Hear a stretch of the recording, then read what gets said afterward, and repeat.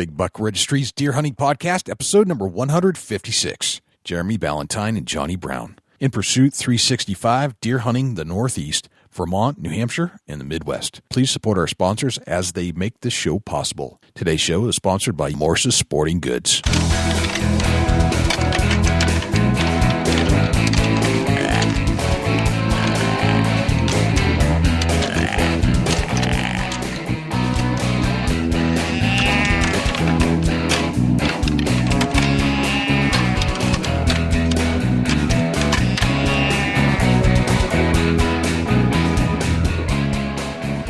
Big Buck Registry is a virtual museum of hunting stories. We preserve a piece of Americana by interviewing and recording hunters about their hunts and experiences from across the country.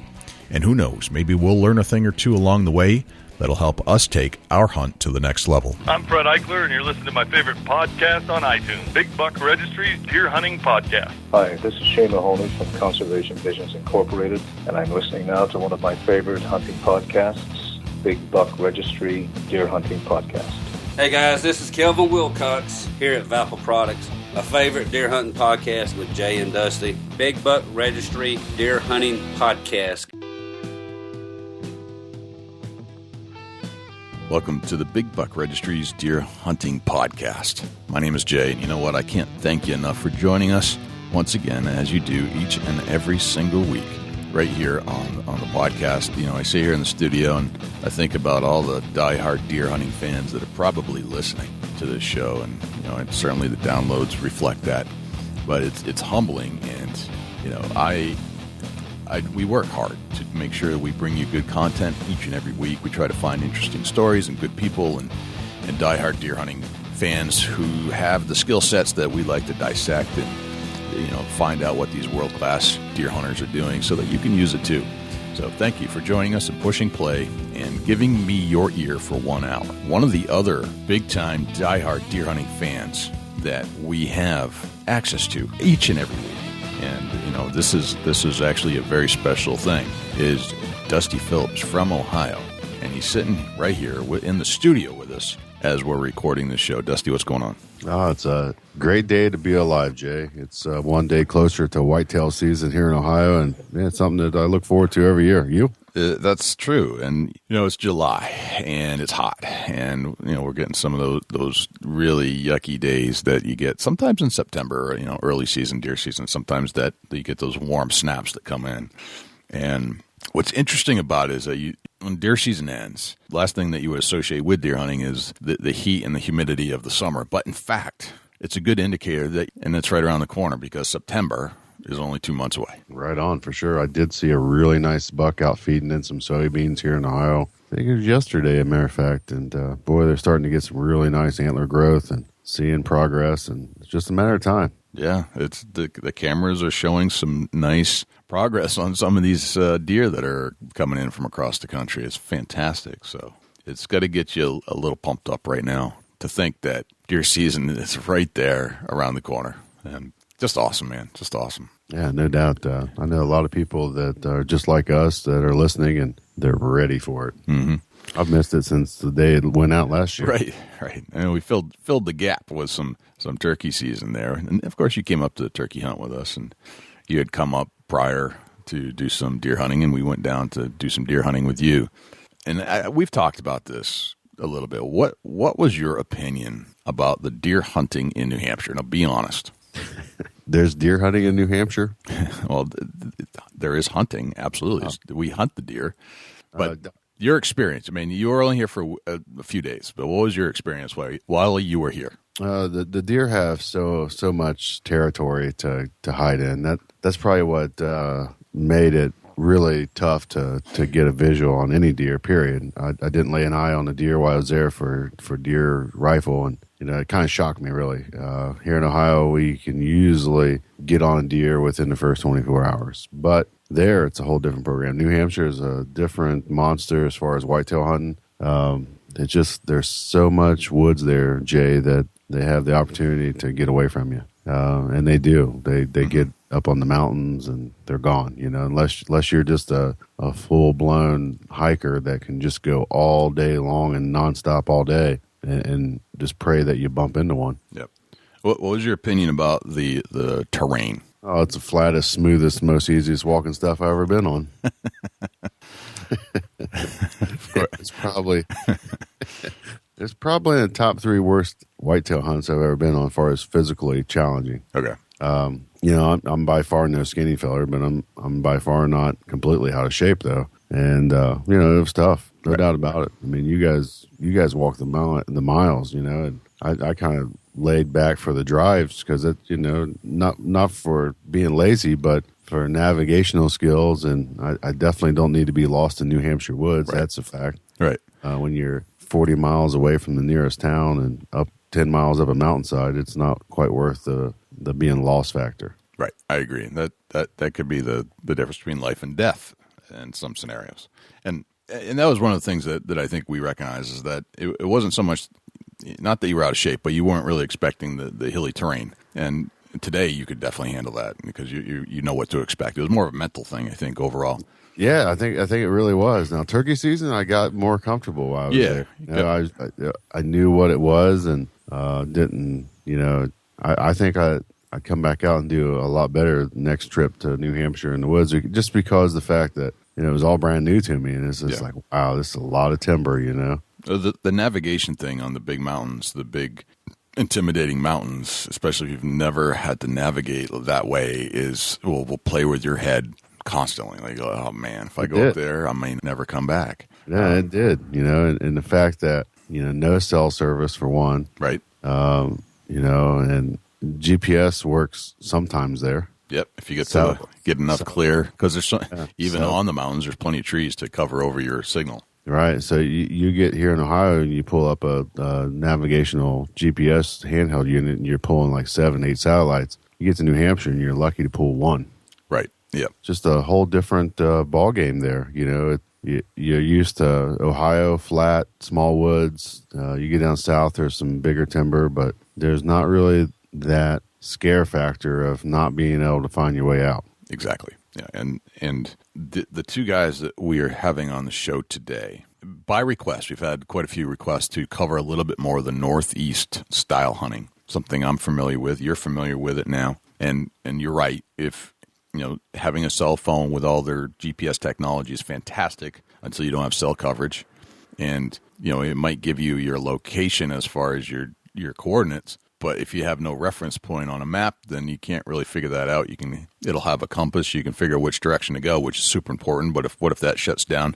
The little pin on compasses that you can put on your shirt are lifesavers. And you wouldn't think that such a 25-cent device is so important, but it actually has gotten me out of some situations where I had no cell phone. I had a backup compass, and my GPS wouldn't get any signal because I was in too much cover. That alone, just getting you in the right direction, always being familiar with your territory, are two things that Jeremy Ballantine and Johnny Brown from In Pursuit 365 have grown up on, because they grew up in Vermont and New Hampshire as well. And you saw lots of the mountains of Vermont as you traveled into New Hampshire, which is some of the most beautiful country in the world. No doubt about it. And these guys have been together for a while now, videotaping all their hunts, and they've actually progressed out to the Midwest where you are, and they've gone up into the big West, out west, into the big mountains out there, and that's where they, I think, prefer to hunt. But we're kind of bringing them back home, and we're getting their perspective on hunting the Northeast this week. But before we turn to Jeremy Ballantine and Johnny Brown from In Pursuit 365, let's turn to Jim Keller with the Deer News. For the Big Buck Registry, this is Jim Keller with the Deer News. In our first story, Penn State Department of Ecosystem Science and Management's Deer Forest Study. Researchers from Penn State, U.S. Geological Survey, Pennsylvania Game Commission, and Pennsylvania DCNR Bureau of Forestry will be monitoring deer populations and forest changes in the Rothrock, Bald Eagle, and Susquehannock state forests in Pennsylvania. By carefully monitoring deer populations and diversity and growth rates of forests in these areas, this study will lead to a better understanding of the complex relationship between the state's deer herd and their forests. Deer are an important part of Pennsylvania's forests. However, too many deer can change forests in ways we do not like, for example, by eating too many seedlings of some tree species. But deer are not the only issue. Forest managers have to deal with problems such as invasive plants, insect outbreaks, soil acidity, and tree diseases. 4 study areas ranging in size from 25 to 40 square miles have been selected. One pair of study areas is in the center of the state in the Rothrock and Bald Eagle State Forests, and one pair is in the north in the Susquehannocks State Forest. Deer in these study areas will be managed differently with the help of hunters. Forest conditions will be monitored to see how they respond to real-world deer and forest management activities. During the study, researchers from Penn State, the U.S. Geological Survey, the Pennsylvania Game Commission, and the Pennsylvania DCNR Bureau of Forestry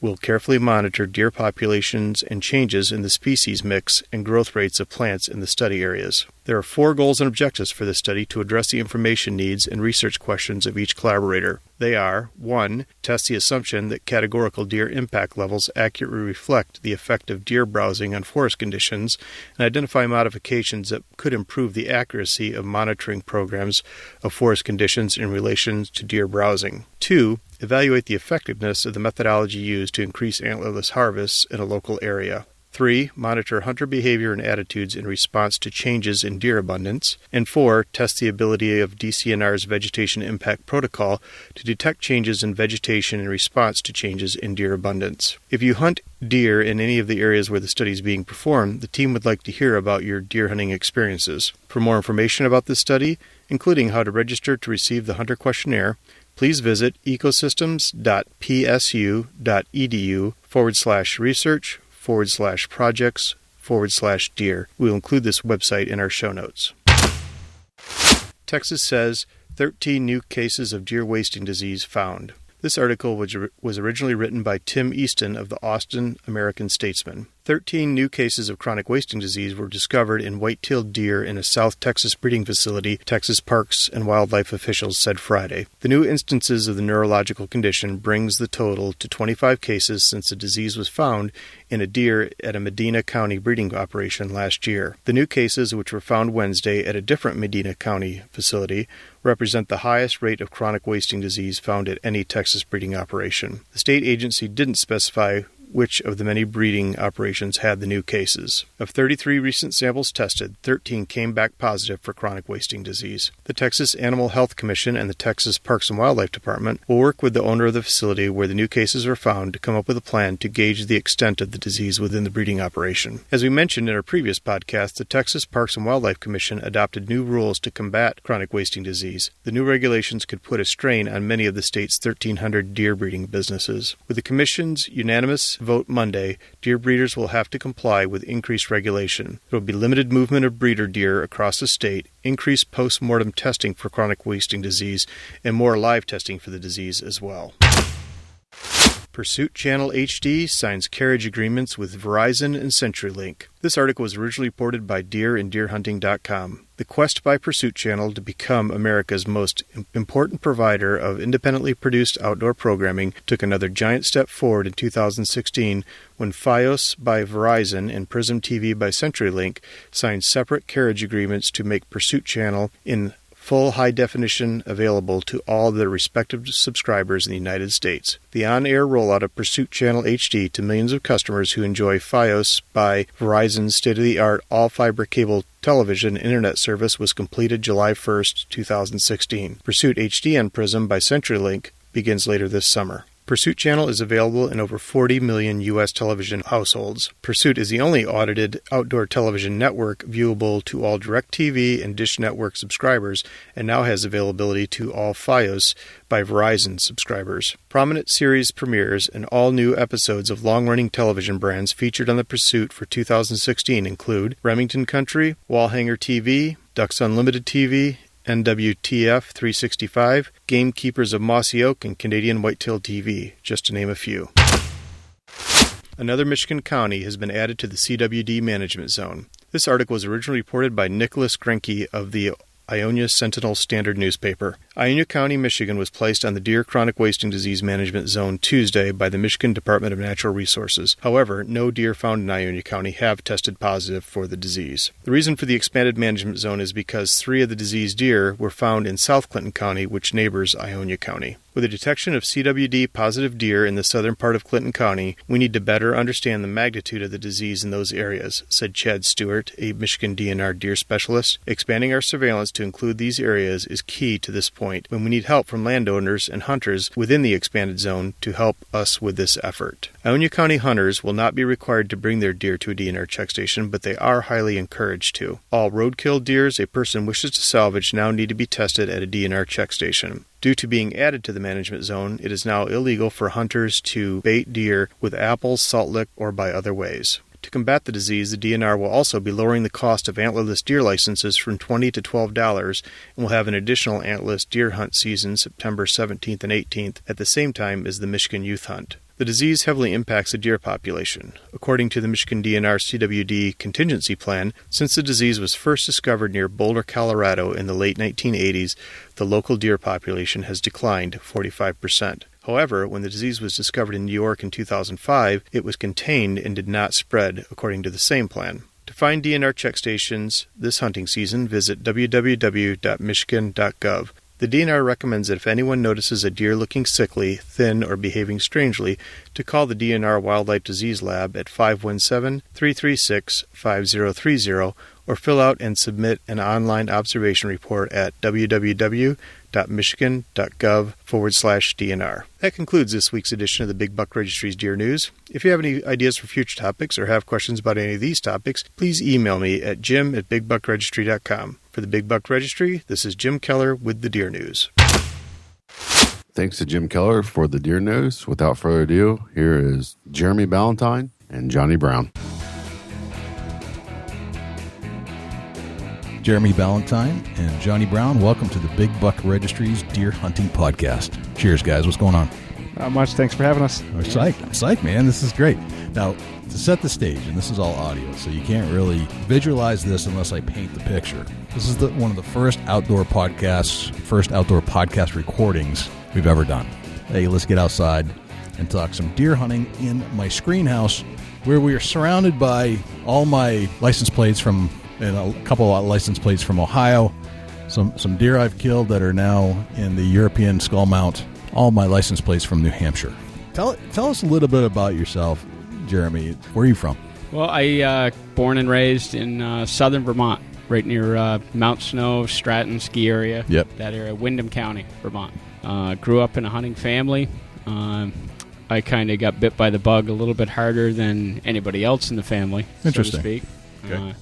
Really into bow hunting, right from probably in my early teens all the way through.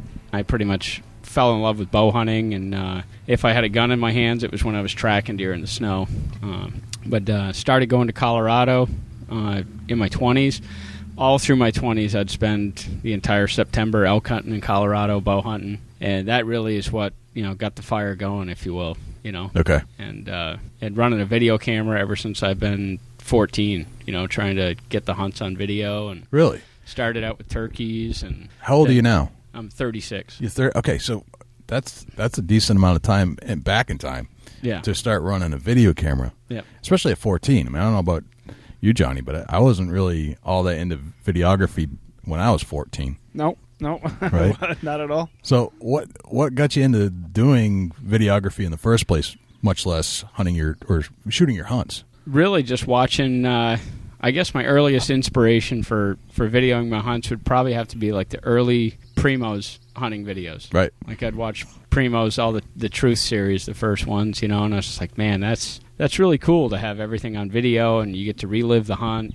And then once I started videoing, I started realizing the challenge that was involved in trying to capture it on film. Yeah. You had to go about your entire hunt with a totally different mindset. Like if you were trying to video a deer hunt, you could kill him out of that tree right there, but you're not going to get any video footage because the deer's all of a sudden just going to be there. And same with turkeys. You could kill a good woods bird, but you're not going to get very much footage of them at all. You got to kind of Right. It's just a totally different mindset of hunting, and I appreciated the challenge because I had such a passion for bow hunting. Mm-hmm. I would handicap myself and bow hunt even when it was gun season a lot. So it kind of went hand in hand with bow hunting and videoing. That's interesting. Now I'm 45, and the older I get, the more I want to bow hunt, just bow hunt. Yep. And I always feel like the more I learn about the species I'm trying to kill, the closer I'm able to get. Absolutely. And at this point, I'm like, why do I even carry a gun? Other than maybe, when I'm on, I find a buck or whatever game I'm looking at, and it's thick. I mean, it's real thick. An arrow's just going to go flying off. Other than that, I like getting close. And to this day, and every year in, year out, the more I want to carry my bow. Yeah, absolutely. But you were doing this at 14. Yeah. Wow. Yeah, it's I don't know. There's something about the flight of the arrow, Yeah. And that rush, like when a good buck's coming by, or a bull elk, or a turkey strutting up, or whatever. The rush you feel when you get to full draw and you got away with it, and then you pull it off, you know, and you pulled it off with archery equipment. It's just a lot more satisfying. It really is to me. Yeah. How long did you have to work at it to perfect your bow hunting skills? It's always a learning process.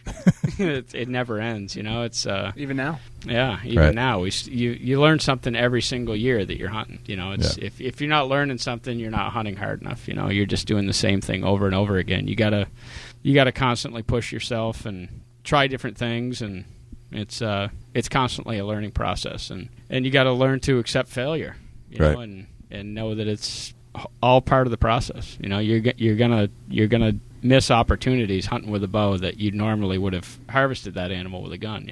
Yeah.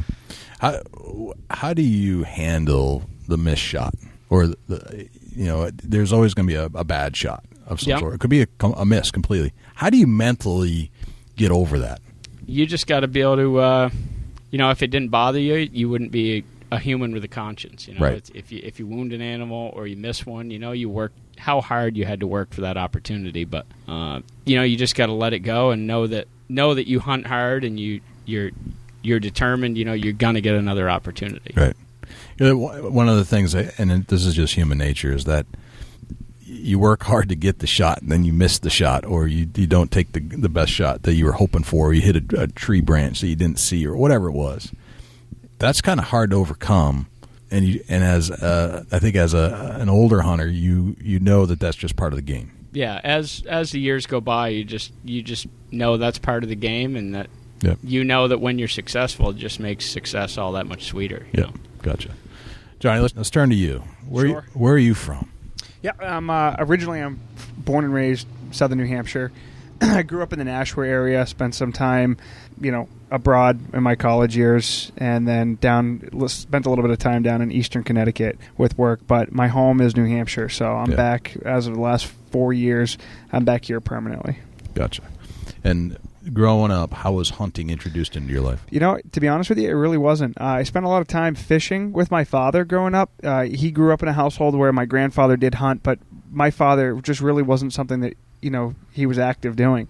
My parents were always 100% supportive of anything I wanted to do, within reason, and they always encouraged me to, pick things up and challenge myself and, get involved with stuff. And we had some very good family friends of ours who was actually an avid waterfowl hunter. Okay. Call the guy Uncle Dave. So, he would take me out from, I got to say, it was early middle school. We would be out every Saturday during the waterfowl season between, him and other family members that we would go out with.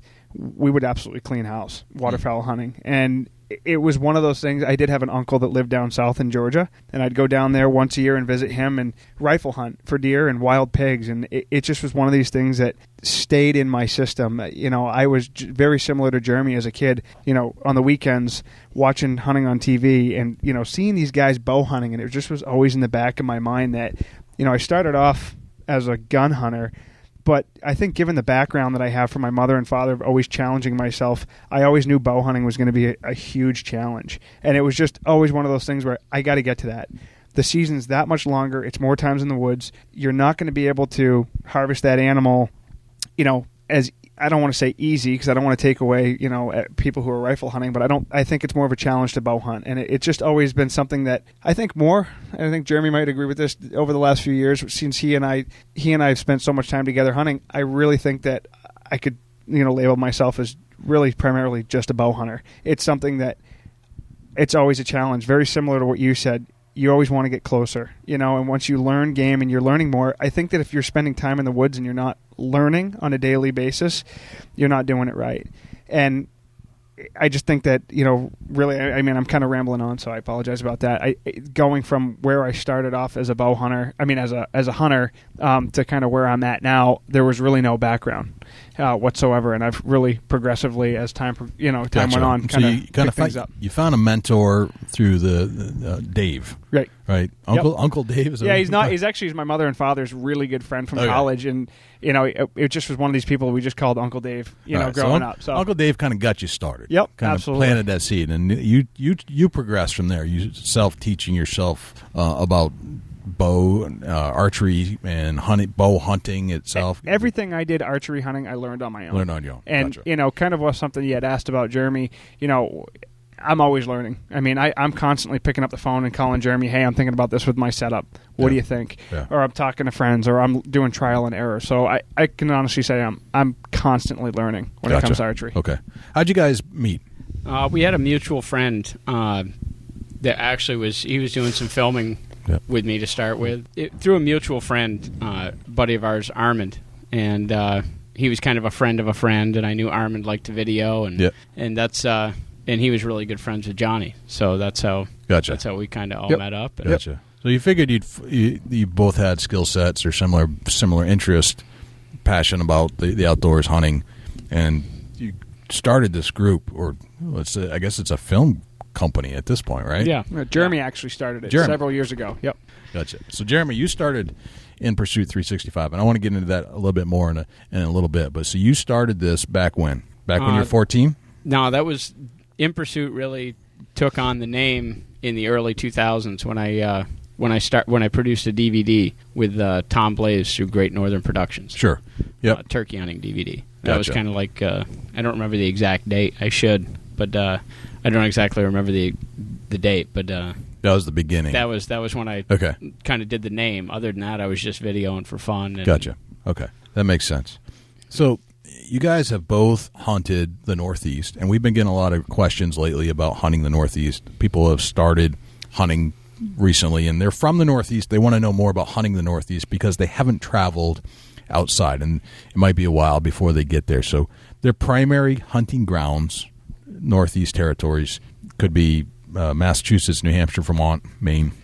So I wanted to touch on some of your experiences in the Northeast and then compare and contrast that to what it's like to hunt other parts of the country, because you guys have been all over the country hunting. Correct. So if there's anybody that can answer that question, it's you guys. Yep. So let's start about the Northeast. What does the Northeast mean to you when it comes to hunting? I think it's I think the word challenge is the right word to use. In talking to a lot of people, we're hunting across the board, across the country, we'll have people that say, where are you guys from? We'll say New Hampshire, and you kind of get that look on their face. I mean, these are people we're talking to that are also hunting as well, and they get that look like, what do you guys have up there to hunt? It's really not well known for being the destination place or the go-to place to hunt. So I guess I would use the word, challenging as a word to describe, hunting in the Northeast. I don't get anybody that wants to come to New Hampshire to deer hunt. Right. Unless you're from Massachusetts or Vermont, right? There is a serious plus side to growing up in the Northeast. I think it definitely made me a better hunter. Absolutely. Having to deal with hunting pressure of all sorts. I mean, everything that you can imagine. All sorts of hunting pressure.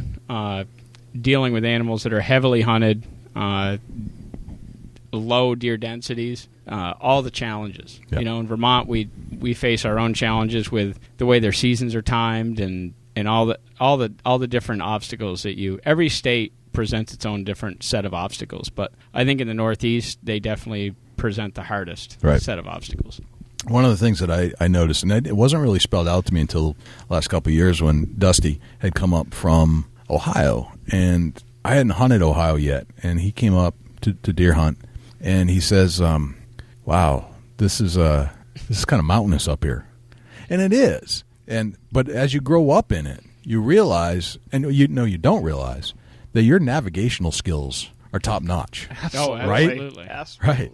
So and for fun, I'll hunt with, as you hunt with your friends in New Hampshire. Sometimes you just want to go, you got a light snow and you want to catch a track. But it's not anywhere where you can take a vehicle or four-wheeler. You're not going to try to cut a track and then follow it like the Benoits might. But you'll be on the top of one peak, and you look at a peak 2 miles out. I said, you go that way, you go that way, and I'll go down the middle, and I'll meet you on that peak for lunch at noon. And you go. To Dusty, that would freak him out. Yeah, he wouldn't be at that peak for lunch. No, he would not. Right. Yeah. So your navigational skills automatically, when you're from Vermont or New Hampshire, are pretty darn good. Yeah, your sense of direction is I would agree with you 100%. I mean, Jeremy and I have both been out to Idaho. You do bring a GPS with you. You put it on, you mark where your drop camp is, and then you go. But I mean, I can say we probably both can attest that how often do you actually go and check your GPS when you need to go back? Your sense of direction is pretty spot on. I would agree with you 100%. Yeah, it's kind of and it's something that you don't realize until you start going to other parts of the country and talking to people and having people come up here and say, "Whoa, what is that all about?" Yeah, there's no big fields. It's like it's not flat. They get a little claustrophobic. Right, right. So, I think that's one of the big things that you kind of notice. The other thing is you get snow up here.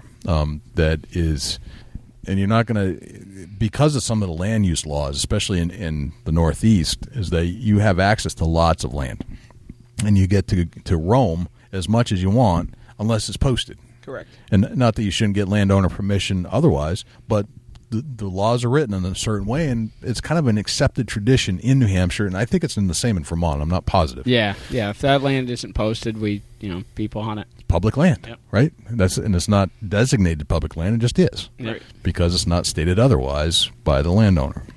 So, how is that particular aspect different hunting out in Idaho or some of the other states you've hunted in?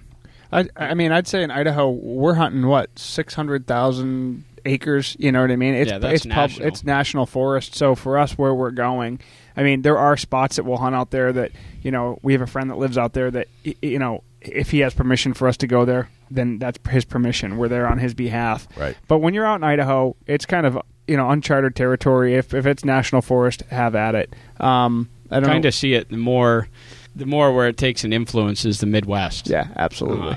All those private farms. Right. I hunted Ohio for quite a few years, even solo. Would go out there and knock on doors in the summertime and get my way onto a piece of property by giving them maple syrup and cheddar cheese. Nice. in a handshake, which is a great thing to bring from Vermont. Yeah, absolutely. Right.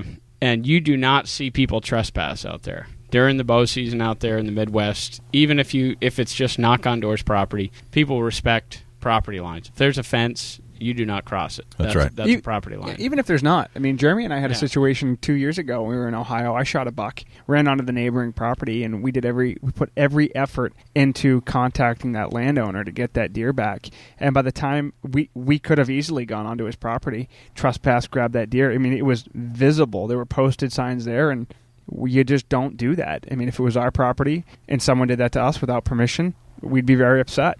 And I ended up full circle. We ended up contacting the landowner, ended up seeing the deer, and he wouldn't give us the deer.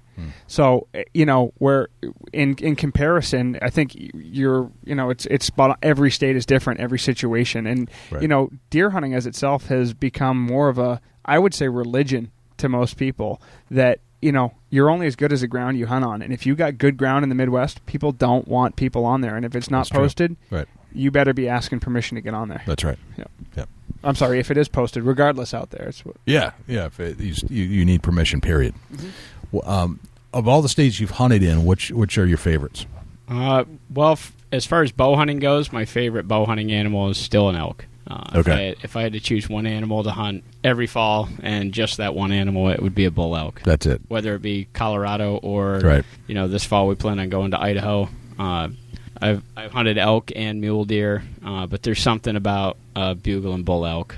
I haven't done that yet because I'm a turkey fanatic. Right. So I love any animal that I can call to, and it can call back to me. But elk hunting is definitely where my heart is. I haven't gone elk hunting yet, but to me, it's like deer hunting, but blend in the turkey aspects, and that's a mind-blowing experience. It's a 600. It's a 600-pound turkey. It's you're communicating with an animal. That's what the difference between deer hunting is, you get that adrenaline rush when you shoot that big buck, but you're locating a bird and you're working them. You're locating that that elk Yeah. on that opposite ridge and you're working them. It's that same kind of thing. You guys can speak from experience. I'm just living vicariously through you guys right now. Go. That's a big reason why I guided moose hunters in the state of Vermont for over 15 years. Yeah. And the reason I did that was because that was as close to elk hunting as I could possibly get in the state of Vermont. Because I had an animal that would call back to me, and they leave the same kind of sign that elk do, and they're huge, and it's a lot of fun to hunt a big bull moose. Nice. It was as close as I could get to elk hunting. So it was always a rush for me if I called in a big bull moose, whether I shot it or not. I was sometimes more excited than the guy that did. Gotcha. So you would say that where the elk are, those are your favorite states Absolutely. to hunt. Okay. Yeah. And that's mostly the out west. Anything in Kentucky or anything like that where they're starting? I've shot deer all over the country, and whitetails are great. It's whatever most people learn to hunt and everything, but the west is really where it's at. I really want to get back to hunting elk, mule deer, start working on the 29. Okay. North American big game species. Gotcha. I've shot pretty decent sized bears and bull moose. I shot with a bow in Vermont. So now I want to start working on different species. Gotcha. Okay. I want to go antelope hunting. I want to go into the Northwest Territories and hunt caribou. I want to go all over. Right. Gotcha. Eventually hunt a sheep species of some sort. Probably Alaska is going to be the most one that's in my price range. But Gotcha. That's definitely down the road. Yeah. Johnny, what about you? Where's your favorite state? I'd have to agree with an area where there's elk. I haven't been to Colorado to elk hunt. I did go out to Idaho. I would have to say that's probably my favorite spot to be hunting in the country. Yeah. Okay. I've been fortunate to deer hunt multiple states as well, but I would say not to be redundant off of what Jeremy said, I couldn't agree with him more. I had a guy that I was having a conversation with one time, and he said it best. There's too many species out there to hunt more than once. So I've been fortunate, been able to hunt deer. I've shot bear, moose, elk. There's something about elk that's going to keep bringing me back. But I'd like to kill a mountain lion and a few other species. Yeah, mountain lion would be great. Yeah. I want to get into some of your tactics and strategies for hunting the Northeast in a little bit, but I want to go a little deeper on some of the subjects we talked about pre-chat. And what are some of the issues that you think are keeping hunters from coming to New Hampshire or to New England to hunt, and what are some of the weird nuances, like you told me about in Vermont, that you think just aren't quite right? Well, in Vermont, there's many things in Vermont that I would like to see changed, whether they ever would or not. It's basically I think our biggest obstacle is the timing of our seasons. Yeah. We have a big obstacle as far as bow hunters go in the state of Vermont with, if you had to pick the 3 hardest weeks out of the year to try to find a mature buck moving on his feet during daylight under natural movement, it would be Vermont bow season. Right. They timed that perfect. There's no season going on those last couple weeks of October and the first week of November. Right. So there's no deer season. There are 3 weeks that there's no deer season in Vermont. Period. All the pre-rut, we're sitting out. I'm in a different state. That's weird to me. Do you agree with that? I think that's bizarre. Isn't that strange? That's absolutely bizarre. Yeah, absolutely. And how long has this been going on? Have you done any That's been ever forever. since. That's why if you look at all my big deer that I've shot in the state of Vermont, they've all been post-rut, muzzleloader season with snow on the ground, tracking them, Benoit style, if you will. Right. That's just weird. Yeah. I don't know. What other issues do you see in New Hampshire? I think there's a combination of things that are going on here for challenges that I see. A little bit different than what Jeremy sees, given that our season length is, but in slightly similar to what he has. I think one of the biggest obstacles we have that people don't come here is we have a gun season that falls right in the middle of the rut. Yeah, if you look at some of the neighboring states, well, I wouldn't compare ourselves to Vermont, but our gun season starts usually around the 1st of November, October 31st timeframe, and runs all the way through the month of November. You're shooting a lot of deer in that time frame. I would say, based off of what I would think, a majority of your hunters are gun hunters here in the state of New Hampshire. I think another big challenge that we have is this is just opinion-based. I have a lot of respect for the New Hampshire Fish and Game Department and the biologists there, but I think we give out way too many tags. That doesn't necessarily fall into play in other units within the state, but down where I live in southern New Hampshire, we were having this discussion earlier. You can shoot 2 does in Unit M. You can shoot 2 bucks with a bow in Unit M. you can shoot one deer with a firearm tag, and now Unit L, I could be wrong. I know it's at least one antlerless deer, but I believe you might be able to even shoot 2 antlerless deer. So being able to shoot 7 deer in a state where you could go to the Midwest and you look at the quality of the deer that they have there, you can shoot 1 buck. If you decide to shoot a spike as he walks by opening day, you're done. Right. You are done. You're cashed in for the year. But here you can shoot 2 with a bow and 1 with a gun. Yep. So for me, I have a hard time understanding. And I guess the biggest challenge that I see is we have some quality deer here in the state. I mean, between Jeremy and I and a few other friends of ours that we're always communicating throughout the season, I mean, we're running 50-plus trail cameras. We're getting some big bucks on camera, and we're always networking with people. Hey, check out this picture of this buck that I got. We have some awesome deer here. Yep. And I just think that I don't see an abundance of browse pressure. I don't see, an abundance of deer. I mean, last year and all the years that I've hunted in New Hampshire, I found, other than opening evening, we had some great success.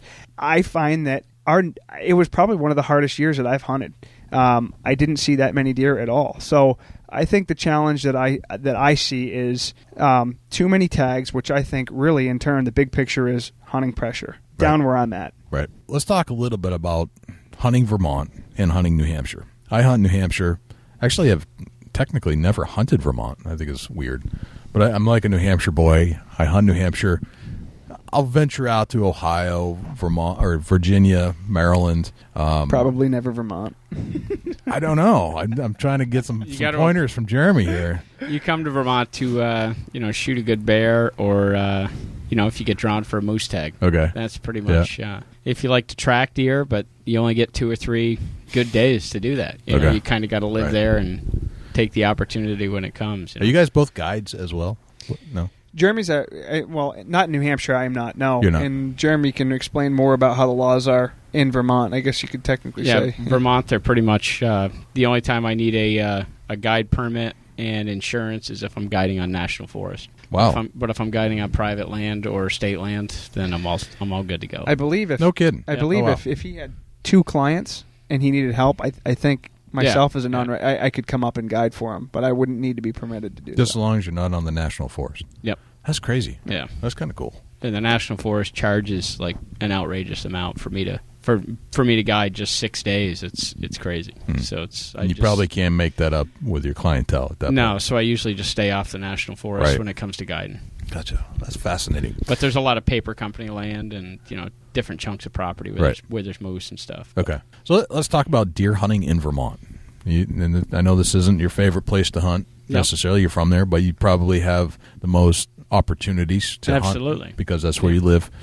What are some of the unique aspects of hunting Vermont, and what are some of the strategies, and what's your favorite style when you're hunting? When it comes to Vermont, I kind of start out the season like I'll get cameras out here beginning of July is when I'll start putting trail cameras out. We don't have a lot of fields where I live. It's mostly all wooded. So I may take a drive around a couple evenings, 2 or 3 times a month or whatever, try to spot a buck just before dark in a field. But I mainly let the cameras do the work for me. Okay. In July, right up through September. And then once we know who's drawing moose tags and everything, that gets my cameras even more in the woods in Vermont. And throughout my moose scouting, I'll find a couple good bucks. I'll find a few that are 4.5-year-old or older bucks. Yeah. And those are the deer that I'll try to keep tabs on. With all those cameras spread out, once the moose season is over, I'll kind of concentrate those cameras back in there and try to keep tabs on that buck, see if he's still alive, and I'll leave Vermont during the rifle season because I'm usually going to the Midwest where there's a lot better hunting, and it's still bow season, and I'll go to the Midwest. When I come back, I'm checking my cameras. Oh, look at that buck's still alive. If I'm back in Vermont, I'm waiting for snow. Gotcha. Because if I don't have any daylight pictures of that deer, and I'll go in there and check it out and stuff, and he's living in there, all I'm waiting for is snow. Because if I have snow, I can kill that deer. Yep. Because they're real random in their movements. I mean, I may have him go by that camera once a week, once every 2 weeks, whatever, but that just lets me know he's still in that area. I can kill him. Yep. I just can't kill him out of a tree stand. Right. And I've killed multiple bucks like that, and pretty good ones for Vermont, by Vermont standards anyways, by just keeping tabs on those deer and not hunting them when it's bad conditions, and then all of a sudden I get 3, 4, 5, 6 inches of snow. I go in there. I know about what area that deer. I know his core area, and it's at the end of the rut. I can find that buck. Yep. I find his track. I can get an opportunity at that deer. Doesn't mean you're going to kill him, but you're going to get something that's probably going to be a shot. Yeah, I know I'm following that deer's track. I know I'm following the caliber of deer that I want to see. Right. Instead of, like all rifle season, it may be warm and there's people out there still hunting and stuff, and you don't have the optimum. You need an edge to kill those big deer in Vermont. They've experienced so much pressure on dry, crunchy leaves. The odds of you walking up that deer on a big mountain range, just walking onto him and getting an opportunity are very slim. Gotcha. But with snow, I can walk right into his bedroom. Okay. And I can know I'm getting closer to him. There's telltale signs, when you're tracking a deer, you've tracked enough of them, to tell when they're starting to slow down, when they're getting near a bedding area. Right. And it's worked for me. Okay. Would you recommend that to the new guy that's trying to figure out how to hunt the Northeast or specifically Vermont? Would you say that they should wait for snow as well? I would say that's when, tracking a deer in the snow, you can learn so much about. If you don't run a lot of cameras, yep. Really the best way to learn a lot about a buck in the Northeast where I am is through tracking him in the snow. Yep. Like I've tracked the same deer. I've hunted him for a couple years in a row and tracked that deer and not killed him. I learned where that deer likes to bed. I learned where that deer likes to go during hunting pressure. If he gets jumped off of this side hill, where he likes to run. You learn funnels and pinch points and mark that on your GPS while you're tracking that deer. Right. And then if you are hunting and it's bare ground and you've got a starting point, yep. You can go in there to scout, find it, see if there's a good buck in there this year. But if there's bare ground and you want to hunt and you got hunting pressure coming from the other way, hey, last time I was in here, I tracked that buck and he was on that side hill. He ran down and went right along the top of this beaver pond. That's a good, starting point to try to kill that deer. Right. It's an interesting point that you bring up. And what's interesting is that when you're trying to kill a specific deer, and specifically in New England, yeah, if you have access to the property and you kind of know it better than a lot of guys or gals, it's the success of killing that deer may not be that year. It might be a multi-year process. Absolutely. Right? All my biggest deer, I've hunted them 2 to 3 years. Right. My biggest deer that I just killed with a muzzleloader 2 years ago, that was the 3rd year I've hunted them. Right. I have deer that I'm hunting right now that I'm still trying. And hunting, to me, hunting is all year round. Yeah, absolutely. Hunting is just there are certain months where you can carry the gun and the rest you can't. Yep. But hunting is all year round. Absolutely. You're educating yourself on a particular buck, a particular pattern, and during the season, off the season. So I've got bucks that I'm hunting right now that I know I'm learning more about their pattern and I'm closing in. But this is a 36-month process. This isn't just hey, let's go out today and kill a deer kind of thing. No, absolutely. It's it's not for everybody. A lot of people just want what they want out of hunting. They want to go out there. They want to harvest a deer. They want to fill the freezer, and that's it. Right. To me, in my home state, I figure I've got all the time in the world to hunt because I live here. Right. When I'm back from hunting a different state, if I can wait for optimum conditions to go hunt that deer. It's not like when I go to Ohio, I don't care if it's raining, windy, really cold, really hot, we're hunting. Because we're only there for 10, 11 days. We got exactly. Johnny and I sat in a tree, and it was probably 50-mile-per-hour winds this fall. It's like there is no way in hell we'd be hunting right now if we had the choice. But we've only got one more day to hunt. We're going to do it. Yep.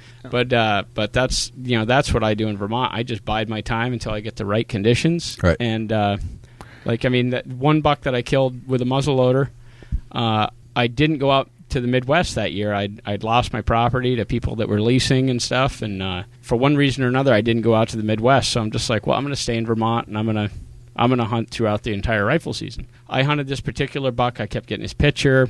I'd see his track everywhere, see his sign. He was rubbing huge trees. That deer was not moving during daylight, and it was really terrible conditions, really warm, not cold, just I needed some cold weather and I needed some snow, and this was the 3rd year I'd hunted him. I had that deer pegged. He was not moving during daylight. Right. And I hunted him, I think, 13 days out of the 16-day rifle season. Never saw him. Right. And muzzleloader season came, same kind of weather. The night before the last day of muzzleloader season, we got 6 inches of snow. I had that deer dead at 8:30 the next morning. Right. I shot him just as he stood up out of his bed. I knew where he was, the basically where on that side hill he was bedded. I walked right in there on his track, took my time, and I had that deer dead with the right conditions. Right. And that's another very good point. Yeah. Is that snow is a Northeast hunter's best friend. Because you've got huge woods, low deer density, and I mean, in some of that national forest, I've got pictures of awesome bucks, like in the 140s up to 150. Right. They come in front of that camera once in 2 months. Right. And then I find their sheds in the spring 16 miles from there. Yep. It's like, how you going to kill that deer out of a tree stand during daylight? What are your odds? There's nothing to funnel that deer down. Right. So it's, I get track and snow. If I find his track, I've got 15 square miles to hunt that deer in. Right. All open land. Right. And it's just me and him. I got a lot better chance of killing him in those conditions than any other. I think hunting Vermont and New Hampshire are very similar. I think that the topography of the states are different. I think New Hampshire is more like Maine and Vermont's more like New York. Sure. In a lot of ways. Yeah. Would you agree with that, Jeremy? There's 3 different zones in Vermont. Like the southern zone is kind of like the a little bit, we got that big chunk of national forest, Glossenberry Mountain. It's a pretty good wilderness area. And then you get into central Vermont. It's kind of farmland. Yep. And then you get into northern Vermont, and it's kind of like Maine up there because it's a lot of logging activities going on. Yep. A lot of clear cuts, and yep. So you get kind of 3 different habitats in Vermont. Okay, gotcha. And I'm kind of stuck down in the southern part where it's all like 30-year-old clear cuts. And Do you hunt the other parts of Vermont too? No, I just hunt the southern. Just part. southern. Johnny, let's talk about New Hampshire a little bit. Sure. You're walking into New Hampshire deer season. When does your season start? I know it doesn't start the day it opens. Right. It starts before that. Where do you start? So traditionally for myself, in all honesty, I really struggle late season. I find that the best time to get on deer and where I'm at, and it may be just due that I deal with a lot of hunting pressure from other people, that the first week or so of the season when deer are still in their summer patterns, they have shed their velvet, but they're really not dealing with much hunting pressure for me. That's really the time that I try to focus and spend as much time in the woods as I can. Okay. I used to be the type of hunter where it was, hey, if you're sitting on the sofa, you're not out killing deer. But I've really kind of changed that mindset in the last few years by, Mark Drury, for example. He has an excellent talk that he does on barometric pressure and weather patterns and cold fronts. And, Jeremy and I ended up killing, I shot a spectacular buck here in New Hampshire this year. And everything that I learned from his podcast, I applied to that situation. We checked 5 cameras that day before we hunted them, and we didn't know what the wind was, or what direction. We almost didn't hunt. So I think with saying, you know what, I don't care, I'm going to be in the woods anyways because, I may not shoot them if I'm at home, I think that's kind of not the right mindset you want to have, especially as a bow hunter. Yeah. My seasons usually start with, during late season, my mind starts racing because I'm dealing with the struggles of, sometimes going days and days without seeing deer. So I'm kind of thinking, well, where could I go? If I were a deer, where would I be? The advantage that I have that Jeremy doesn't have is it's a more populated area, so I do have a lot more bottlenecked areas and funnels and whatnot. So I do try to focus my concentration on those areas, especially running trail cameras. I get a lot of pictures of bucks all season long, mostly during nighttime in the October month. Yep. November, I get some rut activity that's out there. But if I get pictures of a deer at 9 o'clock in the morning, pre-rut, unfortunately with the pressure that I'm dealing with, 2 days later, or inevitably anywhere you could be, that deer could be long gone. Right. I am the type of guy that when I start scouting, I'm very low impact. Where Jeremy doesn't have a lot of fields, I tend to have a lot of fields, big clover plots. Not plots necessarily, but clover fields, hay fields. So I always try to I run as many cameras as I can on those fields. That field right there, those deer are used to human scent. Whether it's the farmer coming out and checking the fields to see when he can hay it, whether there's people out there running their dogs, they're used to human scent. I honestly feel that as soon as you go into those woods, that's their habitat. It's a completely different game. Right. As soon as you start going in there and boogering up those woods, I really feel that you're starting to educate an animal, especially here in the Northeast when it's challenging. You get a 4.5, 5.5-year-old buck, he's already onto you because for the last few years he's been seeing that game. I'll say that with that, a lot of my scouting starts end of deer season, meaning the last few weeks where I'm doing a little bit more walking during the gun season to kind of scout new areas. And remember, okay, there's a whole patch of oaks over here. I should find an opportunity to slip in here late summer, check if they got acorns on them, maybe on a really windy day or a rainy day where I can get in and get out, have less scent out there, and just if there's a ton of deer sign there and I end up hunting it that year and I don't have luck, I somehow dialogue it, or I somehow log it for that matter, and know, okay, I've hunted the field the first week, didn't have any luck. Where's the next spot I want to go to based off of the deer sign that I found last year? And I would agree with what you had said earlier. It's a 2-3 year process. Last year I've been back in New Hampshire for 3 years now. The first 2 years I was hunting one particular buck that actually ended up getting shot last year by a very deserving hunter.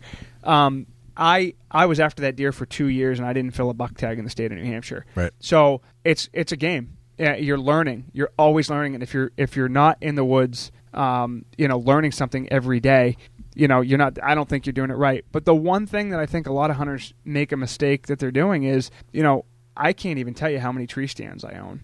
I do know it's a high dollar investment, but if I understand people like to hunt out of ladder stands. I talk to some people. Yeah, I got a stand set up here, and I go out there and I sit there, but I don't see anything. I think if you're not mobile, yep. I think if you're not scouting and you're out and you're active, if I get out of work at 2:00 in the afternoon, that's great. That doesn't necessarily mean it's a day to go hunt. Yep. That may be a day to go check cameras, or that may be a day to slip into an area. The weather's not right. Go in with a stand. This is great deer sign. Hang a stand and go in. The buck that we killed this year, I actually never hung a stand in those woods until opening night. We checked all of those cameras. We came up with a general idea of, okay, based off of all the information I have off this deer, from me videotaping him all summer, from me, getting trail camera photos of him, I really think that this is the area that we want to go. And gosh, what did we do? 2:00 that afternoon, we slipped in there, hung a stand, showered, got back, and we killed him at 6:00 at night. Yeah, I think a major factor in killing that deer, I think, was hanging and hunting that same night. Yeah, I think a lot of times if you're getting pictures of a deer and then you know where you want to hang that stand. If you can't get in there and hang that stand ahead of time and get away with it, like leave no scent, like it's going to pour rain, or right after you leave, don't go in there and hang that stand. That deer is going to come in there. He's going to smell all around there. He's going to, and those 4.5+ year old deer, 6.5, even worse, they're going to know something's up. Yep. You hang and hunt. He comes in to figure that stuff out. He's getting an arrow before he can figure it out. And I think that's interesting. It's interesting for me because I talk to a lot of guys. We run a lot of trail cameras, and it's exciting. It's when you're going to check that camera, you get one of two things happen. You're going to be stoked by the time you walk out of those woods because you got a big buck on that camera, right, or you're going to be let down. And I think people let the excitement get a hold of them sometimes. I usually let my camera soak for a couple weeks. Yep. If I can, I try to wait till you get some inclement weather coming in where I can get in, spray my boots down before I go in there. I think people think that when you spray your boots down, it's going to kill all the scent. It's just, I think, helps eliminate the scent. Right. But I don't check my cameras all that often. The deer that we ended up killing this year in New Hampshire, I don't know if you saw the video of it, the one I'm talking about in New Hampshire. It was on a field. He came in on a field, but that farmer was out there every single day harvesting corn. Right. He was out on the opposite end. So it was an area where we'd use that to our advantage, where we didn't know where he was coming from. We didn't know if he was going to come from where that tree stand was set up. We didn't know if he was going to come out in that field. So I just chose the option, we're going to wait and we're going to figure it out. We'll make the decision the day we're going to hunt. And it worked out in our favor. Gotcha. Sorry, I didn't mean to ramble on. No, we enjoy rambling. Sure. Any type of rambling about deer hunting is fair game on the Big Buck Podcast. Right. That's what we encourage, actually. So you don't have to say that anyway. You don't have to apologize for rambling on about deer hunting stories. That's what we like.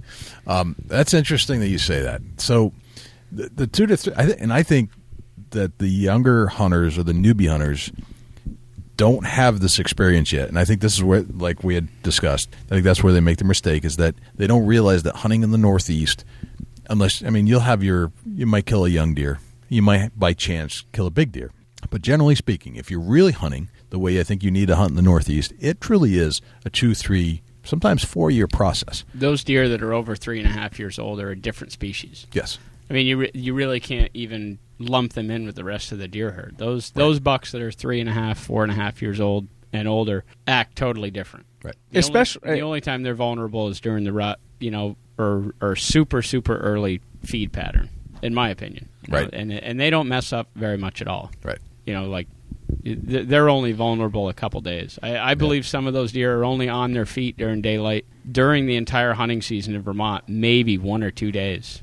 And that's right at the end of shooting light or the very beginning of it. Right. They just don't mess up. Right. Even with that big blocks of timber and everything, they just don't do it. The young deer, the yearlings, the 2-year-olds, they'll still make those mistakes. Absolutely, and they pay for it. But I think those They big pay. bucks are the ones that look and they watch that 2-year-old get pounded by a gun hunter, and they're like, Definitely. I've seen that game before. I will wait until it's dark, and Right. that's when I know it's safe. They Right. had a close Right. call, and that's how they learned. Right. But if you can wait for snow and you can just learn about the deer, you don't even have to go in the woods and hunt it. Just learn. Take your game cameras. It could literally be a 3-year process, and I keep going back to that, and I'm probably reiterating it too much. But you want to have some fun. Yeah. You want to pay attention to food source, rotation too. Where you see Right. the deer when you have, years you have acorns, years Right. you have apples, years you have beech nuts. All those will influence the deer in my area big time because there's not a lot of oak at all unless Right. you get over towards the Connecticut River Valley, and it's just real spotty. And sometimes the oak is really spotty. There's not a lot of trees that have acorns. Some years there's tons of beech nuts, and there's a lot of beech in the national forest. So and some years there's no apples. Some years there's tons of apples, and they love to hit the apples late season. It's just you got to keep track of all that stuff, like where you find. If you had a big buck in an apple orchard late season last year, and he's still alive, and there's a ton of apples there this year, and you've got really cold weather, good snow, Right. you best be checking out that orchard. That's right. Because if That's that right. deer's still alive, he's probably going to be right about in that same spot again this year. Yeah, you gotta pay attention to their habits, and don't get discouraged if you don't get a shot that first year. Don't even get discouraged if you don't get the shot the second year. It's supposed to be something that people that enjoy doing. I mean, Right. hunting is an American pastime, and I think people sometimes get what you say, the discouraged. People get discouraged. You got to realize you're out there, and it's something we love to do. That's right. And I absolutely am one of those people. I got ugly several times the last couple of years coming home. I mean, I hunted hard. And, my wife, God love her, she puts up with as much time as I spend in the woods. Maybe if I was a little smarter and more selective on the patterns or, being more observant, as Jeremy had mentioned, to the food patterns, maybe I wouldn't have gone through those times. So I think if we take a step back and we don't get stressed over something we love doing, Right. it might be more enjoyable. This is something that it just dawned on me just now that my mental recovery time is lightning fast compared to where it was when I was 25. I used to get real discouraged because things weren't happening the way I wanted to. Yep. These days, I don't care. No big deal. If I don't see a deer, I'll work hard and I'll have a moment, man, I worked hard and I didn't get the deer I was looking for. But then it's gone. Yeah. And I'm on it. I'm right back to work. I missed a big buck this year. It's on video. You can see it on our trailer on our website. It was actually the deer that Jeremy ended up shooting that afternoon. And I would agree with you 100%. I think 5 years ago, I would have let that beat me up all season. That's right. I really would have. That's right. And I actually, in this particular situation, I ended up hitting a branch. And, I was furious. Right. I was livid.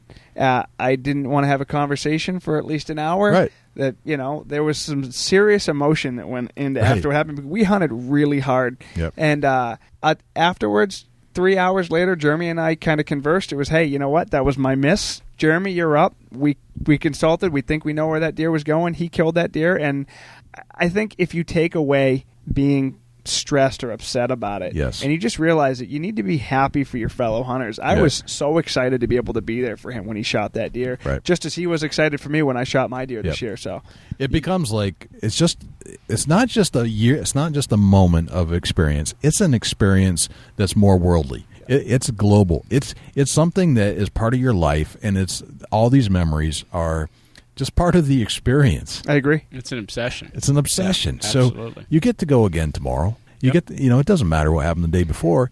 You just short-term memory. Go and understand what you learned from it, but go back out and do it again. I'll tell you what, though, it definitely makes you appreciate when you do connect with a good one. Yes, it does, So doesn't those it? couple years when you're not doing stuff, and I remember last year I said, oh, God, I don't want to go through another year of this stuff Right. again. It's been hard, and it just was like, you know what? I'd go through both of those seasons again just to appreciate Right. the situation Right. now. Yep. Right. Yep. Sets the stage for future hunts. Absolutely. Let's speaking of hunting, one of the things we love to do, and a requirement on the show, is to tell one of your most memorable deer hunting experiences. So, guys, I want you to think back for just a little bit about a deer hunt you went on maybe recently, maybe a long time ago, but it's stuck in your head. And I want to go down and slow it down a little bit, go play by play for each of you, and let's talk about a deer hunt. And like we're right there with you, I want to be able to experience it with you. Can you think of a particular hunt? I'll give you a second. There's a particular deer that I shot with a muzzleloader in the state of Vermont that I kind of touched on him a little bit earlier, but I've been hunting him for 3 years. Okay. And top of this mountain, there was a little hay field, probably 30, 40 acres, and it was on a dead-end road. You could drive out on that dead-end road and glass the very bottom of that field, and he would be there like 3 or 4 nights out of the week. The older he got, the more he seemed to be more visible in the summer. But he was a really big, clean 8. And the first year I saw him, he was 4.5 years old by the teeth when I ended up killing him. Okay. He was 6.5. But yeah, he was always an 8-pointer, had kind of short brow tines, and just had a real characteristic rack. You could tell it was that same deer every year. Yep. Just a little bit more mass each year. And man, he would from where he would summer to where he was during the rut down in the valley, there was a big apple orchards and really good thick spruce, and there was a pretty good doe group down there, probably 10 to 15 does at one time were living in this whole, 2 or 3 square miles, really prime habitat. But that buck was not down there in the summer. He was up on the mountain all by himself in the summer. He would just be down there during the rut, and he would rub the apple trees. He would rub trees the size of my thigh, and I knew he was in there, and just never got the conditions for the first 3 years that I hunted him. All the way up through November, really. We never really got good conditions. It was always warm and just rainy, and I never could see the deer on his feet. We never got tracking snow. And and from trail cameras and just seeing his track everywhere, he had a wicked hoof on him. I just knew that deer was in that area. It was just a matter of time before I connected with him. He just didn't like to move during daylight.